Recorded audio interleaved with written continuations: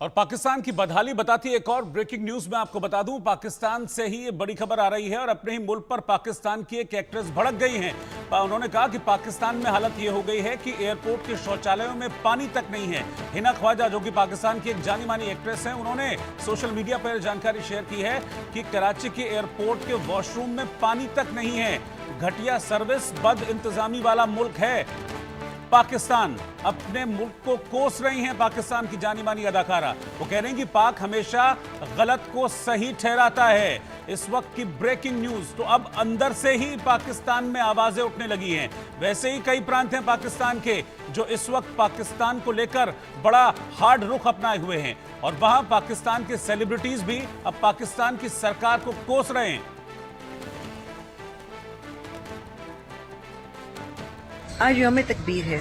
मैं यहाँ कराची के इंटरनेशनल एयरपोर्ट पे खड़ी हूँ और आज के दिन जबकि हमें पाकिस्तान की अचीवमेंट्स को सेलिब्रेट करना चाहिए, मैं ये देख रही हूँ कि यहाँ पर किसी भी वॉशरूम में पानी नहीं है। लोग वज़ू करना चाह रहे हैं, नमाज पढ़ना चाह रहे हैं, बच्चों को लेकर वॉशरूम जाना चाह रहे हैं और पानी नहीं है।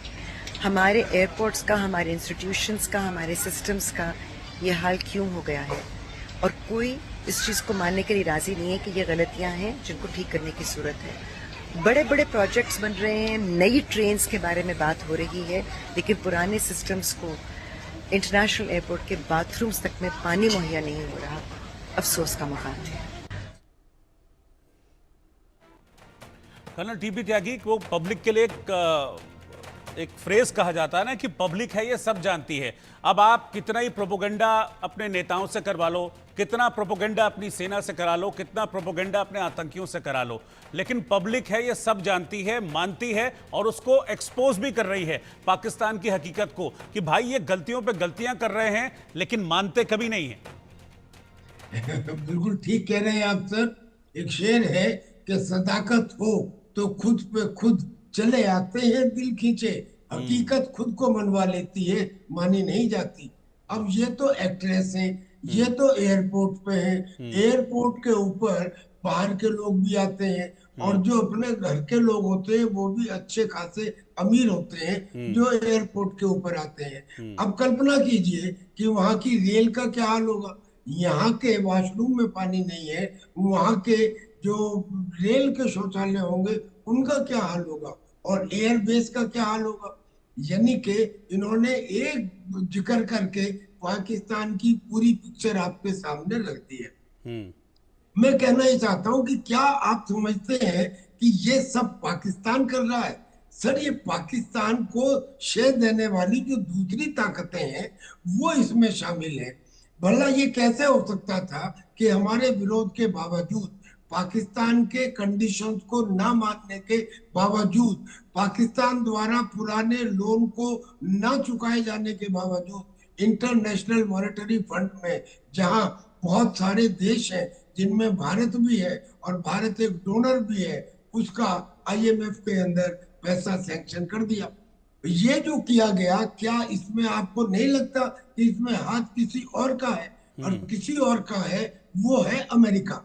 अब अमेरिका जैसे उसके लिए इजराइल जरूरी है मिडिल ईस्ट के अंदर, ऐसे ही उसके लिए साउथ एशिया में पाकिस्तान जरूरी है।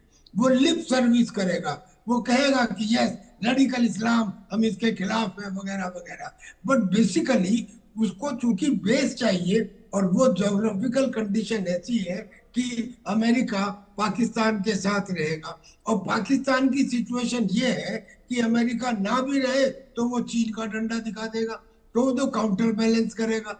तो पाकिस्तान की ये सिचुएशन हो गई है कि खुद उसके पास कुछ नहीं है, लेकिन उसके पास में जैसे कभी कभी इलेक्शंस के अंदर दो बड़ी पार्टियों को जिनको मेजोरिटी नहीं मिल पाती, उनको छोटी सी 15 मेंबर ऑफ पार्लियामेंट की पार्टी दोनों को अपने सामने झुका लेती है। तो वो स्थिति पाकिस्तान की है because of the geographical condition. लेकिन ये देश है कहाँ? ये किसी आइडियोलॉजी के ऊपर तो बना नहीं। 78 साल इसकी उम्र हो गई। मैं समझता हूँ ये उम्र सफिशिएंट है, अब इसके खात्मे की आवश्यकता है। हमने एक गलती 1971 में कर दी थी। उस समय हमने जल्दी से सीज फायर कर दिया था। अगर हम चीज फायर को 2-4 रोज और चलने देते, उन समय कह भी रहे थे लोग कि कुछ दिन और तो चलने देते इस बलिदानी दौर को और लगे हाथ निपटा ही देते पिंडी और लाहौर को। लिहाजा पाकिस्तान का अब ये इलाज कि उसे लॉजिक से, रीजन से समझा के दुरुस्त किया जा सकता है, टोटली आउट ऑफ मार्जिन है।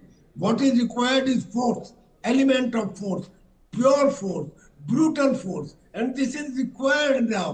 एक्चुअली तो ऑपरेशन सिंदूर में ही उसको मोमेंटम को कंटिन्यू करना चाहिए था, बट नेवरदलेस सरकार ने अच्छा किया है कि ऑपरेशन ऑल आउट भी जारी है और ऑपरेशन सिंदूर भी जारी है और इनका इस्तेमाल किया जाना चाहिए, अदरवाइज इट इज ए नासूर। अब हमने इतना कुछ करके देख लिया, उसके बावजूद भी ये आतंकी आके लाहौर में खुल्लम खुल्ला ये कहें कि साहब हम एक के बदले 10 को मारेंगे और हमारी तो पॉपुलरिटी बढ़ गई है और हम तो मोदी के बराबर हो गए हैं और इंशाअल्लाह जो शहीद हो गए वो तो अल्लाह का करम है, अच्छा हुआ उन्हें 72 उंगलियां मिलेंगी। यानी कि क्या बकवास, इतना जाहिल किस्म की बातें हैं। और मोहम्मद अली जो है ये मेरी बात से शायद सहमत होंगे कि पाकिस्तान की जो ये कौम है असलियत ने इसने मुसलमानों का नुकसान किया है। क्या जो हिंदुस्तान से मुसलमान गए थे उन्हें मुजाहिद नहीं कहते?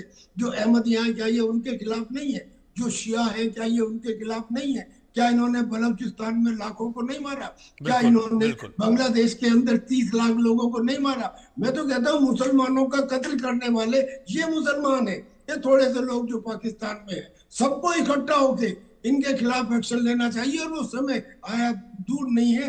हिंदुस्तान को तो अब कैटलिस्ट का काम करना चाहिए, मगर कैटलिस्ट का काम पूरी शिद्दत के साथ होना चाहिए। ऑपरेशन सिंदूर पार्ट 3 होना ही चाहिए। बिल्कुल होगा, बिल्कुल होगा, ये रुका नहीं, ये तो तय है और होगा। और इस तरह की हरकतें अगर पाकिस्तान की तरफ से जारी रही तो फिर जरूर होगा। ऑपरेशन सिंदूर